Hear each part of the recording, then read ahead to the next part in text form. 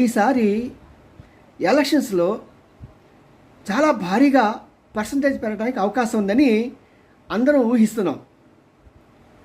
ఊహించడానికి కొన్ని కారణాలు ఉండాలి కదా. ఆ కారణాలను నేను అనలైజ్ చేసేదంటే సుమారు 45 రోజుల ముందే 10 లక్షల మంది విదేశాల నుంచి వచ్చి ఆంధ్రలో రకరకాల ప్రదేశాల్లో ప్రచారం చేస్తున్నారు.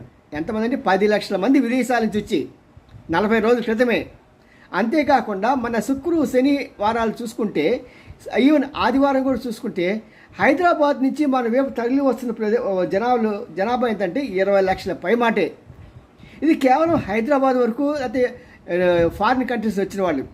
పక్కన చెన్నై ఉంది, ఆ పక్కన బెంగళూరు ఉంది, ఒడిశా ఉంది. ఇలాంటి ప్రదేశాల నుంచి తరలి వచ్చేవారు ఇంకెంతమందో.